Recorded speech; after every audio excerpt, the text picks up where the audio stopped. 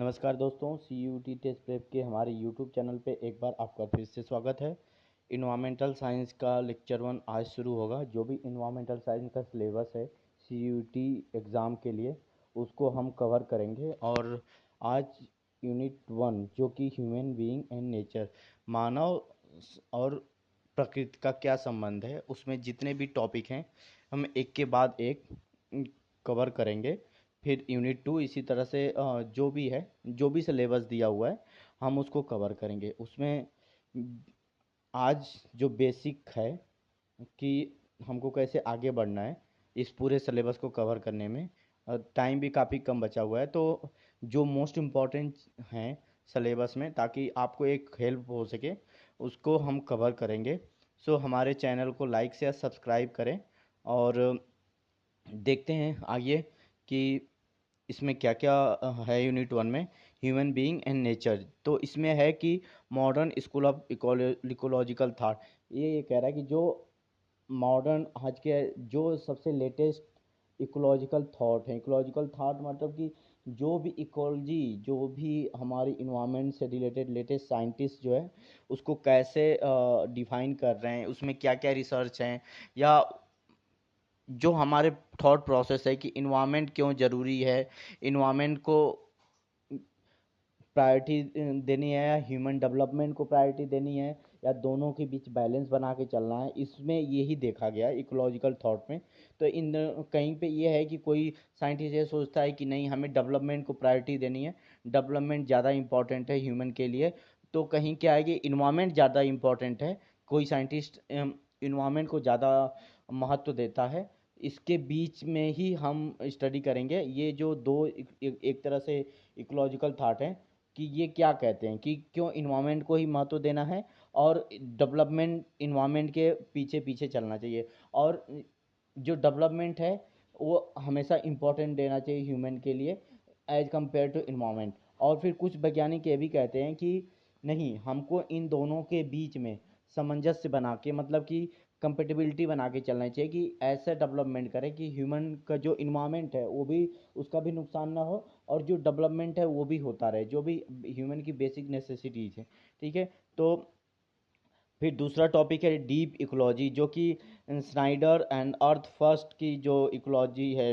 Basically क्या है कि डीप इकोलॉजी जो है, एक तरह से जो अर्थ है, हमारी पृथ्वी है, उसको उसको ज़्यादा इंपॉर्टेंस देती है as compare to other things, जैसे कि डेवलपमेंट। यानी कि आप कह सकते हैं यहाँ कि इन्वायरमेंट को ज़्यादा इंपॉर्टेंस दिया जाता है डीप इकोलॉजी में, सैलो इकोलॉजी के कंपेरिजन में। तो इन दोनों को हम कंपेरिजन वाइज पढ़ेंगे कि इनमें डिफरेंसेस क्या हैं, shallow ecology and deep ecology होती क्या है। फिर आगे है स्टूवर्डशिप ऑफ लैंड। इन्होंने बेंडल बेरी एक थे, बहुत इंपॉर्टेंट पर्सन है, ये इंपॉर्टेंट क्वेश्चन हो सकता है कि स्टूवर्डशिप ऑफ लैंड का बेसिक कंसेप्ट किसने दिया था, बेंडल बेरी कौन थे। ठीक है, ये एक एजुकेशनिस्ट और पोएट और बहुत और इकोलॉजिस्ट भी थे। ठीक है सर, तो इसको आपको इम्पोर्टेंट है टॉपिक, इसके बारे में भी डिस्कशन करेंगे कि जो जो लैंड है, ज़मीन है, जैसे कि आप खेती करते हैं, ठीक है, तो वो ज़मीन आपकी होती है अपनी खेती की, लेकिन उसमें क्या है कि उसको आप बचा के रखते हैं कि हमारी जो ज़मीन है वो उपजाऊ रहे। उस उपजाऊ रहने के लिए उसमें आप तरह तरह के उपाय करते हैं उसको उपजाऊ रहने के लिए। ऐसा नहीं कि वो बंजर होती जाए तो उसकी प्रोडक्टिविटी कम होती जाएगी। तो इसमें यही डिस्कशन किया गया है कि इसका होल मतलब यही होता है कि हमें अपनी जो ज़मीन है, लैंड है, उसको कैसे प्रोटेक्ट करके रखना है जिससे कि उसकी प्रोडक्टिविटी बनी रहे, और जो आगे आने वाली पीढ़ी है उसको उसका लाभ भी मिलता रहे और हम भी अपना लाभ उठाता रहे। ठीक है, तो आगे क्या है, सोशल इकोलॉजी। सोशल इकोलॉजी मतलब कि जो सोसाइटी है और इन्वायरमेंट है उसका जो सामंजस्य है, उसको, और उसमें क्या है कि दो कंसेप्ट चलते हैं, एक तो सोशलिस्ट इकोलॉजी वेरी कॉमनर का, और एक मार्क्सिस्ट इन्वायरमेंटलिज्म होता है। जो मार्क्स थे उनके बेसिस पे जो इन्वायरमेंटलिज्म है, इन्वायरमेंट का कंसेप्ट है, इन्वायरमेंट को प्रोटेक्ट करना है, क्यों इंपॉर्टेंट है इन्वायरमेंट, उसके बारे में हम करेंगे। फिर फेमिनिज्म है, फेमिनिज्म का और इको फेमिनिज्म का। एक्चुअली में क्या है कि फेमिनिज्म जब आगे जाता है तो इसमें अगर इकोलॉजी, इन्वायरमेंट जब इन्वॉल्व होता है, तो जो भी वुमेन्स हैं उनको, अगर वो उस इन्वायरमेंट को प्रोटेक्ट कर रही हैं और उससे रिलेटेड, जैसे कि आजकल इन्वायरमेंट को भी बहुत ज़्यादा नुकसान पहुंचाया जा रहा है, तो इसको फेमिनिज्म से जोड़ के देखा गया, ठीक है। उसका भी हम इसको इको फेमिनिज्म कहते हैं, ठीक है। और आगे है ग्रीन पॉलिटिक्स, मतलब जो कि पॉलिटिक्स है एक तरह से, अगर वो इन्वायरमेंट को सेव करने के लिए, कि जैसे कोई पार्टी है वो ये कहती है कि हम कोयला का यूज़ बिल्कुल नहीं करेंगे, हम सोलर एनर्जी का ही यूज़ करेंगे, विंड एनर्जी का ही यूज़ करेंगे, हम रिन्यूएबल एनर्जी का ही यूज़ करेंगे, हम कोयला हो या जो ऑयल तेल है, चाहे वो पेट्रोल हो या डीजल है, इनका यूज बिल्कुल नहीं करेंगे इलेक्ट्रिसिटी प्रोड्यूस करने के लिए, आप हमें वोट दीजिए। तो इस तरह की जो पॉलिटिक्स होती है वो ग्रीन पॉलिटिक्स बोली जाती है, ठीक है। अब उसका ये जर्मनी और इंग्लैंड में ये ग्रीन पॉलिटिक्स कैसे इंपॉर्टेंस है, कैसे उसका उद्भव हुआ, ओरिजिन कैसे होती है, कि उसके बारे में पढ़ेंगे। फिर क्या है एक सस्टेनेबल डेवलपमेंट। सस्टेनेबल डेवलपमेंट मतलब हिंदी में उसको सतत विकास कहते हैं।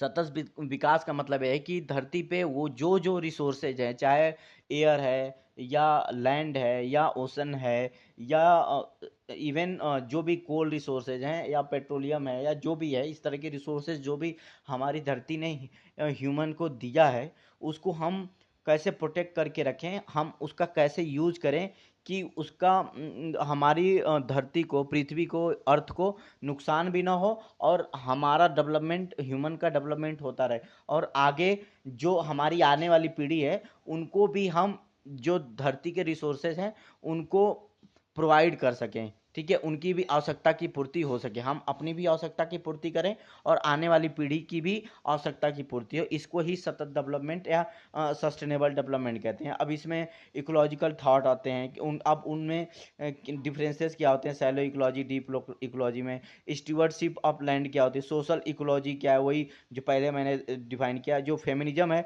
इको फेमिनिज्म कैसे होता है, तो इको फेमिनिज्म जब इन्वायरमेंट इन्वॉल्व हो जाता है फेमिनिज्म में, तो इको फेमिनिज्म आता है। फिर अब इसी तरह जैसे मैंने बताया कि ग्रीन पॉलिटिक्स का मूवमेंट जर्मनी और इंग्लैंड में, उसके बारे में पढ़ेंगे। अब दो सबसे इंपॉर्टेंट ऑर्गेनाइजेशन है इन्वायरमेंट को सेव करने के लिए, इन्वायरमेंट का कंजर्वेशन करने के लिए, उस तो उनके बारे में पढ़ना है। जैसे world wide for nature, WWF बोलते हैं, ठीक है। इसको world wide fund for nature बोलते हैं। इसके बारे में पढ़ेंगे कि इसकी स्थापना कहाँ हुई, हेडक्वार्टर कहाँ है, इसका मोटो कहाँ है, क्या है, ठीक है। ये इन्वायरमेंट को कैसे कंजर्व करता है, इसकी स्ट्रेटजी क्या है, क्या क्या उपाय WWF लगाता है। इसको world wide fund for nature कहते हैं, WWF, ठीक है। ये फुल फॉर्म भी पूछ सकते हैं, ये बहुत इंपॉर्टेंट ऑर्गेनाइजेशन है। फिर ग्रीन पीस है, ग्रीन पीस भी एक इन्वायरमेंट से रिलेटेड ऑर्गेनाइजेशन है, जो कि इन्वायरमेंट को सेव करने के लिए, और इन्वायरमेंट में जहाँ भी कोई दिक्कत आ रही है, कहीं इन्वायरमेंट डिग्रेडेशन हो रहा है, तो उसको बताने के लिए ये ग्रीन पीस बहुत इंपॉर्टेंट ऑर्गेनाइजेशन है। इसके बारे में भी पढ़ेंगे कि इसका हेडक्वार्टर कहाँ है, इसकी स्थापना कब हुई थी, ठीक है। अब तो ये बेसिक पूरी यूनिट है। फिर हम आगे क्या करेंगे, आगे ये सब चीज़ें पढ़ेंगे। लेकिन इस वीडियो लेक्चर में मैं बस ये बताऊंगा कि अब इनमें जो भी है इतना हमें पढ़ना है इस यूनिट में, यूनिट 1 में एक तरह से। तो इसमें क्या है कि इकोलॉजी शब्द का यूज बहुत ज़्यादा हुआ, पारिस्थितिकी तंत्र का, परिस्थितिकी का यूज बहुत ज़्यादा हुआ है। इकोलॉजी यूज जो वर्ड है, इसका मतलब देखेंगे, इकोलॉजी होती क्या है, इकोलॉजी किसे कहते हैं, ह्यूमन का इन्वायरमेंट से क्या रिलेशन है, और उसमें इकोलॉजी क्या रोल प्ले करती है इन्वायरमेंट को बचाने में, या इकोलॉजी इम्पोर्टेंट क्यों है ह्यूमन के लाइफ में, तो इसको देखेंगे, ठीक है। तो हम इस चैप्टर में इकोलॉजी का वो मतलब क्या होता है, इसका इम्पोर्टेंस क्या है, इसका यूज क्या है, देखेंगे। क्योंकि इकोलॉजी की जब डिफिनीशन, परिभाषा आपको पता रहेगी, तो आपको इन्वायरमेंट के सभी कंसेप्ट समझने में बहुत आसानी होगी, ठीक है। तो हम इसमें यही देखेंगे इसमें। फिर आगे जो है हम पढ़ेंगे जो भी हमारी यूनिट में होगी, ठीक है। तो हम चलते हैं सबसे पहले। तो इकोलॉजी, जो इकोलॉजी क्या होती है, इकोलॉजी बेसिकली सबसे पहले तो एक जर्मन जूलॉजिस्ट थे, अर्नस्ट हैकेल। ये इम्पॉर्टेंट है, बहुत ज़्यादा इम्पॉर्टेंट है कि इकोलॉजी सबसे पहले किसने खोजा था, ठीक है। तो ये अर्नस्ट हैकेल थे, वो जर्मन जियोलॉजिस्ट थे।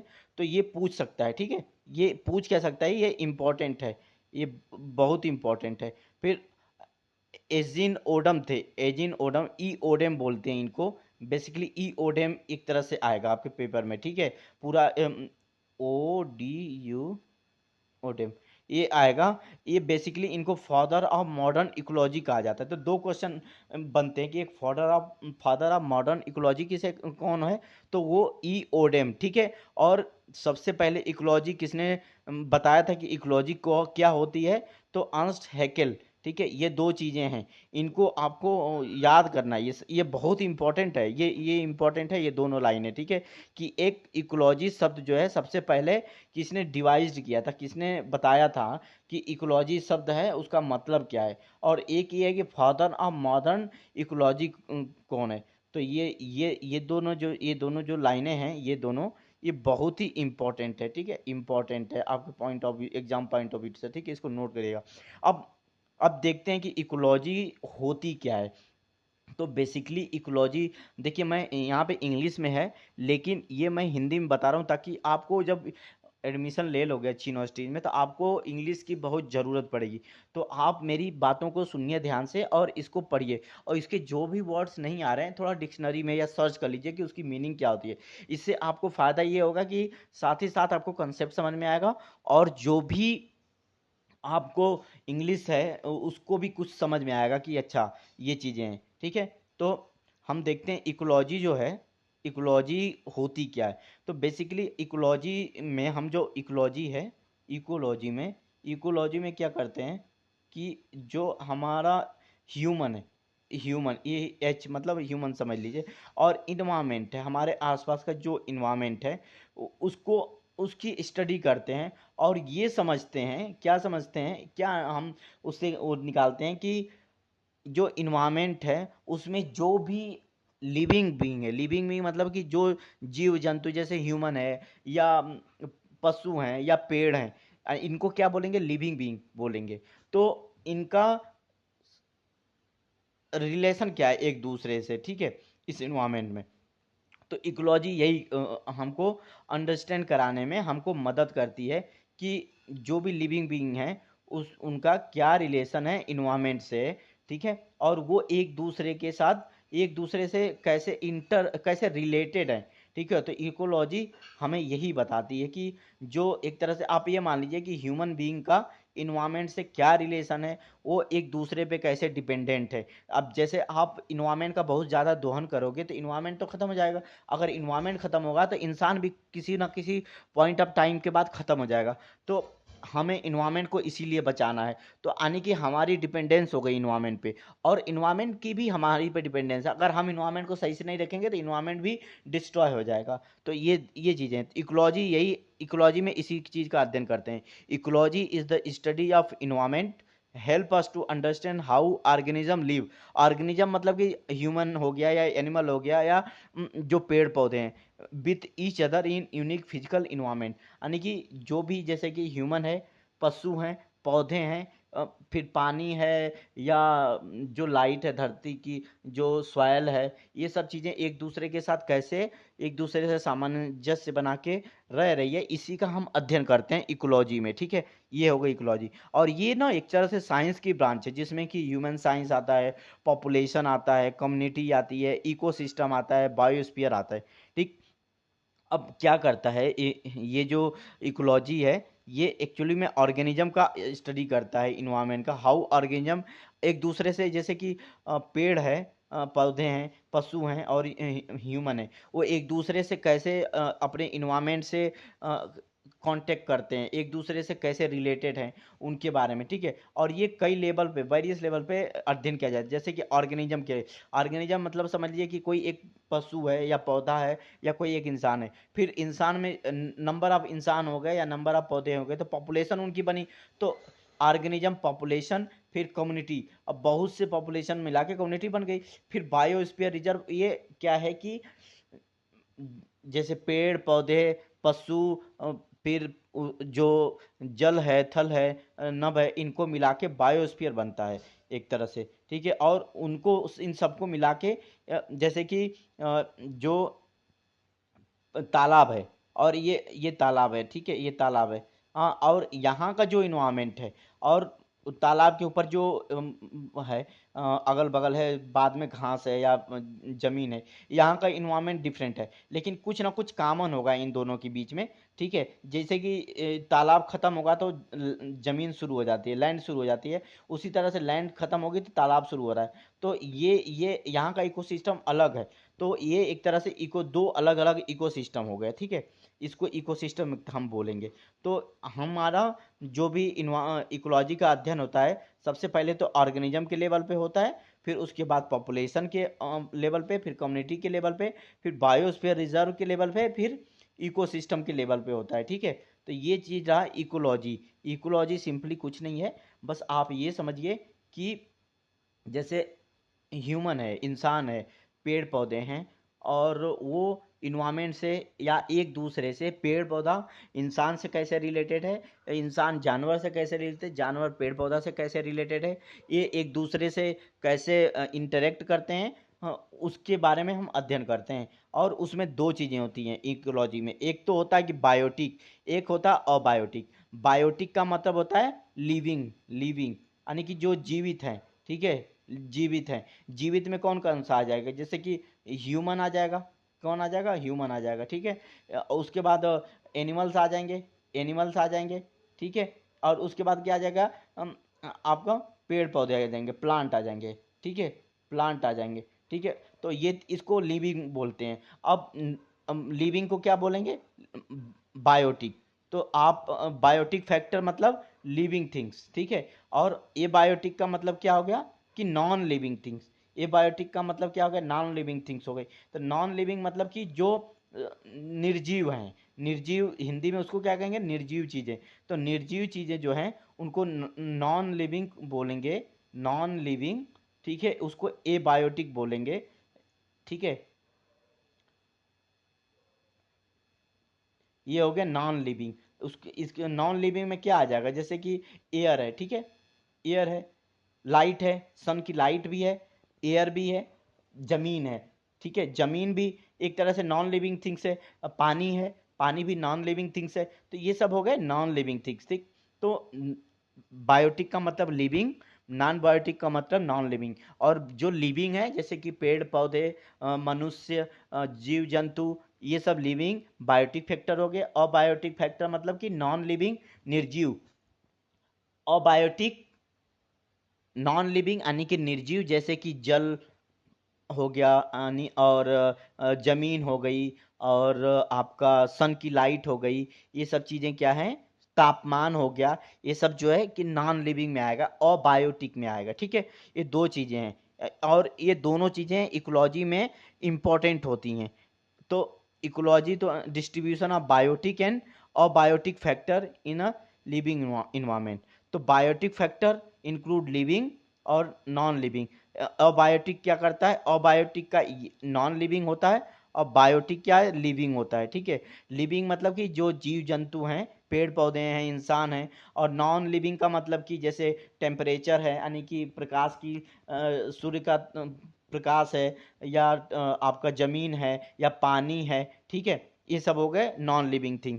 तो बायोटिक कंपोनेंट उसी को बोलेंगे। बायोटिक कंपोनेंट में जैसे बताया आपको क्या आ जाएगा, लिविंग फैक्टर्स आ जाएंगे। ठीक है, लिविंग में क्या क्या आ जाए, बैक्टीरिया आ गया, एनिमल आ गया, बर्ड आ गई, फंगी आ गई, प्लांट आ गए। ठीक है, और अब आगे देखते हैं अबायोटिक कंपोनेंट। अबायोटिक कंपोनेंट में क्या आ जाएगा, अबायोटिक कंपोनेंट में वही नॉन लिविंग, और जैसे केमिकल फिक्टर फैक्टर, जैसे कि एग्जांपल एटमॉस्फेयर में जो चीज़ें गैस वैस हैं। ठीक है, और उसमें भी जैसे कि sunlight, soil, air, moisture, mineral, ये सब क्या है, अबायोटिक के एग्जांपल्स हैं। ठीक है, तो ये भी कंसेप्ट आपको पता होना चाहिए। ये जो इकोलॉजी है, इकोलॉजी में जो कि इन मनुष्य, सिंपल से यही समझिए कि मनुष्य, पेड़ पौधे और जीव जंतु अपने इन्वायरमेंट से, जैसे कि लाइट है, या टेम्परेचर है, या जल है, या जमीन है, इन सब से रिलेटेड कैसे हैं, यानी कि तीनों चीज़ें, ये सब चीज़ें कैसे रिलेटेड हैं उसको देखना है। जैसे कि हमारी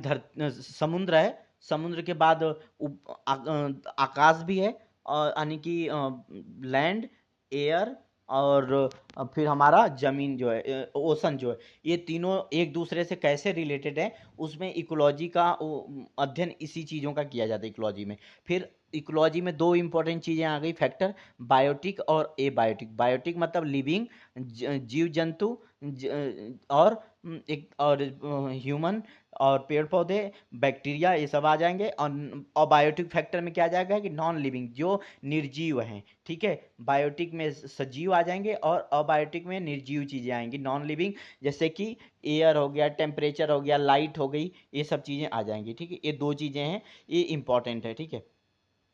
अब अब जैसे कि ये नॉन लिविंग में क्या है, नॉन लिविंग में सनलाइट, वाटर, टोपोग्राफी, ये सब चीज़ें आ जाएंगी। हाँ, ओके। अब हम देखते हैं कि जो इकोलॉजी का क्लासिफिकेशन कैसे करते हैं, क्लासिफिकेशन या टाइप ऑफ इकोलॉजी क्या होती है, ठीक है। तो अब इसमें कई तरह की होती हैं, वो एक एक करके हम देखेंगे। सबसे पहले क्या है, ग्लोबल इकोलॉजी। ग्लोबल इकोलॉजी मतलब कि हम पूरी दुनिया का एक तरह से देख लें पूरी, तो ये लार्ज स्केल पे आता है। ग्लोबल इकोलॉजी लार्ज स्केल पे, जैसे कि जो लैंड है, एटमॉस्फियर है, अर्थ का पूरा इकोसिस्टम है, ये इसका अध्ययन करते हैं, ठीक है। और ये एक दूसरे को कैसे इन्फ्लुएंस करते हैं, कैसे चेंज करते हैं, इनका एक दूसरे से क्या रिलेशन है, जैसे कि लैंड का, एटमॉस्फियर का, ज़मीन का, या जो वातावरण है, या पूरी पृथ्वी का एक दूसरे से कैसे इंटरेक्ट करते हैं, कैसे रिलेटेड है, इसका अध्ययन करते हैं हम किसमें, ग्लोबल इकोलॉजी में, ठीक है, ग्लोबल इकोलॉजी में। अब एक आता है लैंडस्केप इकोलॉजी। लैंडस्केप इकोलॉजी क्या होती है कि जो भी हमारे लैंडस्केप में, जैसे कि एनर्जी है, ठीक है, मिनरल्स हैं, मटेरियल, ऑर्गेनिज्म है, उनका जो प्रोडक्ट है, ये एक दूसरे से कैसे एनर्जी को एक्सचेंज करते हैं। जो भी ऊर्जा होती है, जैसे मिनरल्स हैं या वाटर है या ज़मीन है, उसमें जो भी चीज़ें पैदा हो रही हैं, तो अब मान लीजिए ज़मीन से ही ना पेड़ पौधे पैदा हो रहे हैं। अब पेड़ पौधे क्या हैं, पेड़ पौधे क्या हैं, ये नीचे ज़मीन है हमारी, तो पेड़ पौधे क्या हैं, पेड़ पौधे तो बायोटिक हैं, लेकिन ज़मीन क्या है, अबायोटिक है। ये क्या है, बायोटिक है, यानी कि ये लिविंग है, ये लिविंग है, ये नॉन लिविंग है, ठीक है। ये नॉन लिविंग, जमीन नॉन लिविंग है। तो अब इनका रिलेशन हो गया ना, तो इसी चीज का लैंडस्केप इकोलॉजी में अब यहाँ से एनर्जी यहाँ पे ट्रांसफर हो रही, तभी तो पेड़ बड़ा हो रहा है ना, जमीन से वो मिनरल ले रहा है, पानी ले रहा है, और हवा ले रहा है, ऑक्सीजन ले रहा है, तो वो बड़ा हो रहा है पेड़। तो पेड़ लिविंग हो गया, और जमीन और जो हवा है, तो ये सब ऑक्सीजन है, ये नॉन लिविंग हो गए, निर्जीव हो गए। तो एक दूसरे से रिलेटेड तो है, और इन्हीं का जब अध्ययन करते हैं एनर्जी फ्लो का, तो इस ये लैंडस्केप इकोलॉजी में आता है। ओके, लैंडस्केप इकोलॉजी इसे ही कहते हैं। अब आगे क्या, इकोसिस्टम इकोलॉजी।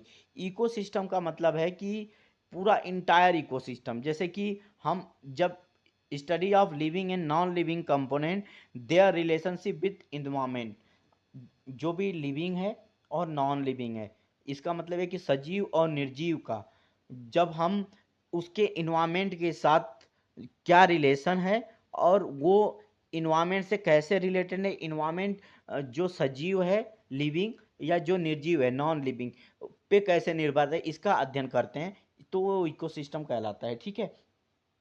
अब आगे क्या है, कम्युनिटी इकोलॉजी। कम्युनिटी इकोलॉजी मतलब जैसे कि मान लीजिए कि एक तरह के पेड़, जो पेड़ पौधे हैं या जानवर हैं, तो पेड़ पौधे ही अगर मान लीजिए केवल एग्जांपल ले लें, तो पेड़ पौधों में भी कई तरह के पेड़ पौधे हैं, ठीक है।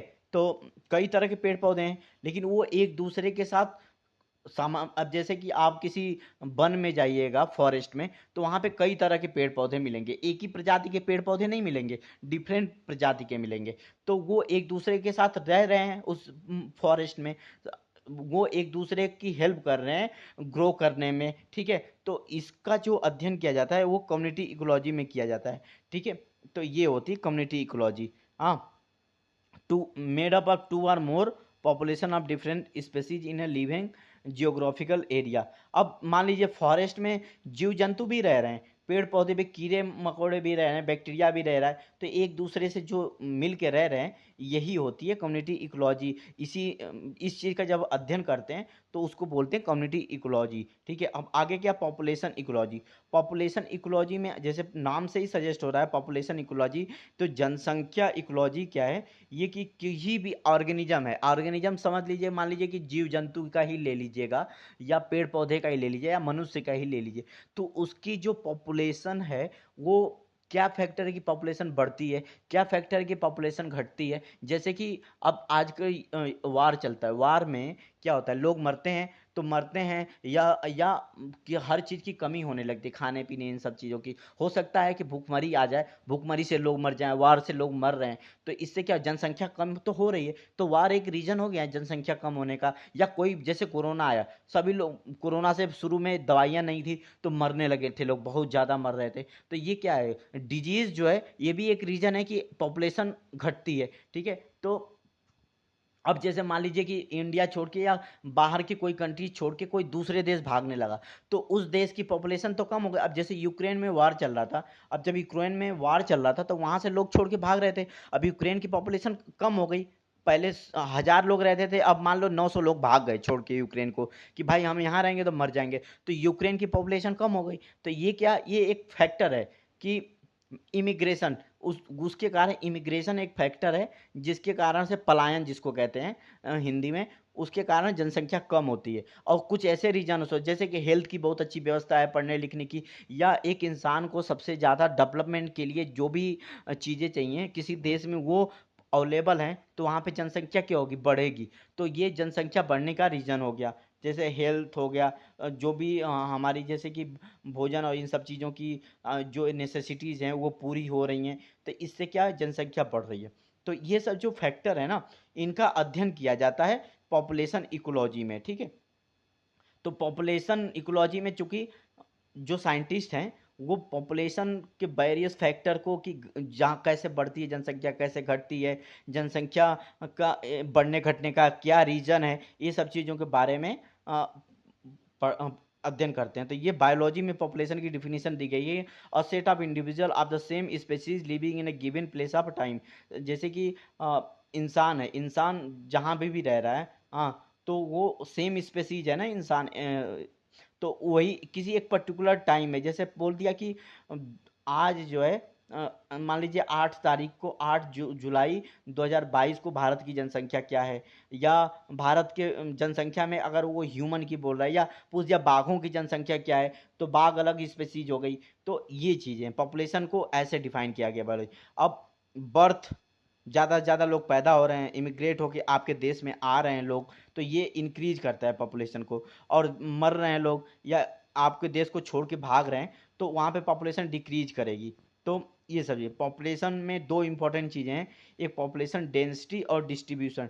डेंसिटी मतलब नहीं बोलते हैं कि जैसे कि अब भारत की जो जनसंख्या है, ठीक है, तो 130 करोड़ से पार कर गई है, तो इसका मतलब ये है कि भारत में पर किलोमीटर लोग ज़्यादा रह रहे होंगे। ये भी होता है कि जैसे पहाड़ है तो वहाँ पे लोग कम रहेंगे, क्योंकि वहाँ पे इंसान को जीने के लिए जो बेसिक नेसेसिटीज है वो बहुत मुश्किल से मिलती है। तो इसके कारण वहाँ पे जो पर किलोमीटर व्यक्ति हैं, जैसे कि वहाँ पे 3000, 1 किलोमीटर पे 200 ही लोग होंगे। लेकिन यूपी में जैसे हिमाचल का ही ले लो, पहाड़ी एरिया है, या जम्मू कश्मीर का ले लो, वहाँ पे अगर पर किलोमीटर 500 व्यक्ति होंगे, तो यूपी में या बिहार में पश्चिम बंगाल में पर किलोमीटर पे 1000 व्यक्ति होंगे। तो इसी को जो पर किलोमीटर एरिया है उसमें जितने भी व्यक्ति किसी पर्टिकुलर टाइम पे हैं, इसको क्या कहते हैं, पॉपुलेशन डेंसिटी कहते हैं, ठीक है। पॉपुलेशन डेंसिटी क्या है, यहाँ एग्जाम उसका डिफिनीशन है, is the number of individual in a given volume और एरिया, ठीक। This help to determine where a particular species is in danger और नंबर रिसोर्स रिप्लेनिश।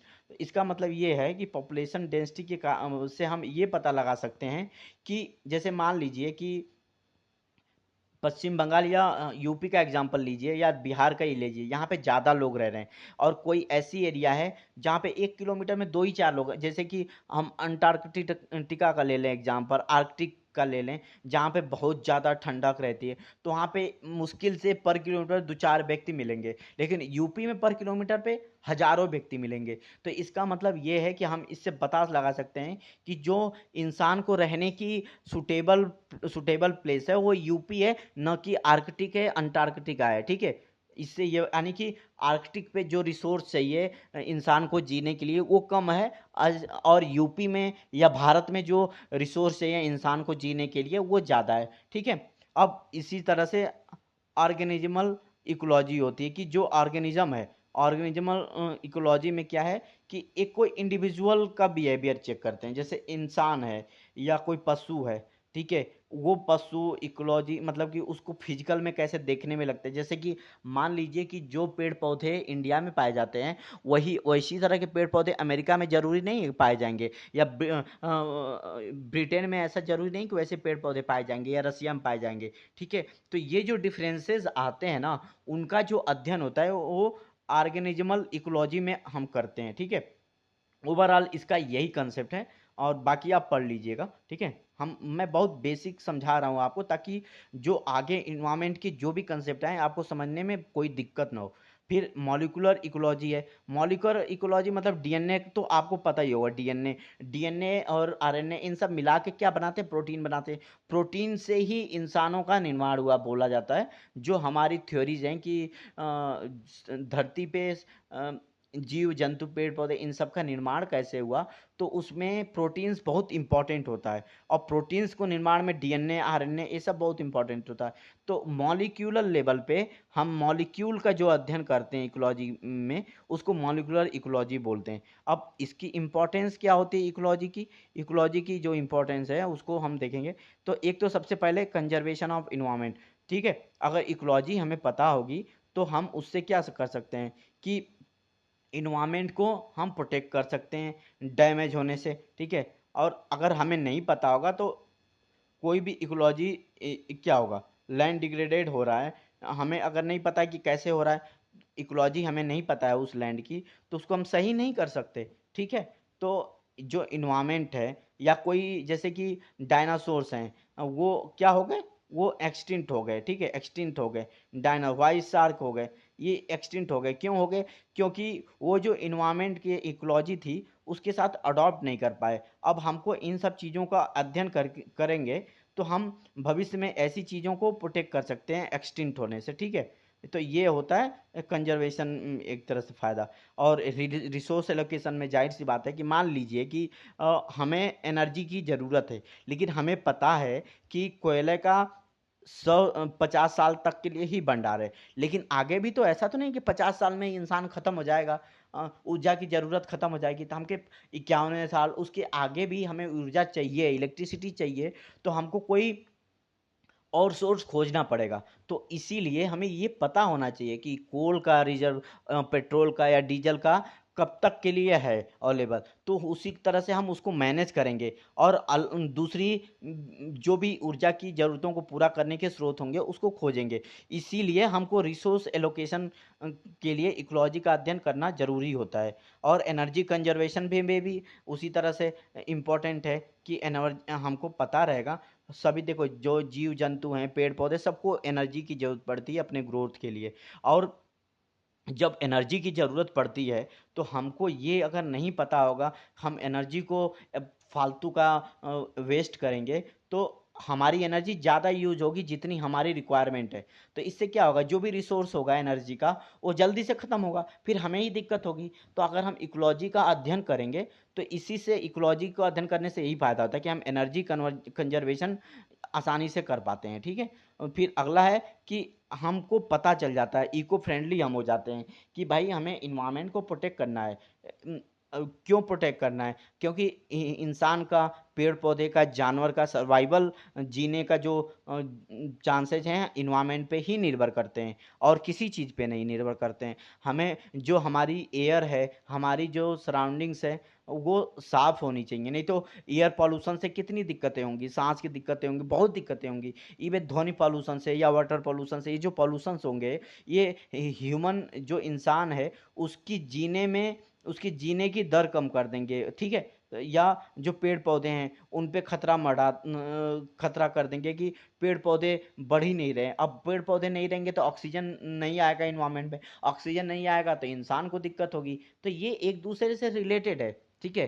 पेड़ पौधे, इन्वायरमेंट और इंसान या जीव जंतु जो भी हैं सभी एक दूसरे से रिलेटेड है। ठीक है। तो अब जैसे एग्जाम्पल लेते हैं, हम एग्जाम्पल देखते हैं। एग्जाम्पल में क्या है कि इकोलॉजी का जो एग्जाम्पल, एक तो ह्यूमन इकोलॉजी है। ह्यूमन इकोलॉजी में हम क्या करते हैं, ह्यूमन और इन्वायरमेंट का अध्ययन करते हैं। सिंपल सा यही जान लीजिए कि इंसान का इन्वायरमेंट पे क्या, इंसान इन्वायरमेंट के साथ कर सकता है, उसको कैसे बिगाड़ सकता है, उसको कैसे बचा सकता है, ये सब चीज़ें हैं ह्यूमन इकोलॉजी में। अब नीज कंजर्वेशन कंस्ट्रक्शन क्या होता है, ये भी एक इम्पॉर्टेंट कंसेप्ट है, ठीक है। नीज जैसे कि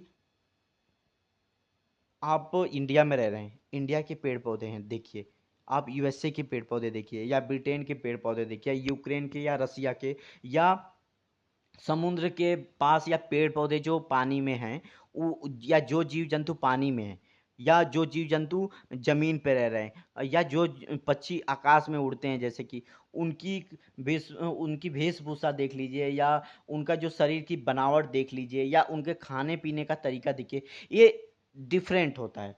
तो नीज कंजर्वेशन कंस्ट्रक्शन यही है, उसका मतलब सिंपल सा यही है कि जो भी जीव जंतु है या पेड़ पौधे हैं, वो जिस इन्वायरमेंट में रह रहे हैं वो उसको अडॉप्ट करते हैं, ठीक है। तो यहाँ पे यही बोला गया कि it deal with the study of how organism alter the environment for benefit of them self, ठीक है, them self and other living being. अब जैसे क्या है, टर्माइट है, जो टर्माइट होता है वो माउंट मिट्टी चाल चाल के बहुत बड़ा टीला बना देगा, और उसी सेम टाइम पे वो पूरी पॉपुलेशन को अपनी वो फीड भी करता है, खाना भी देता है, ठीक है। ये तो ये रहा।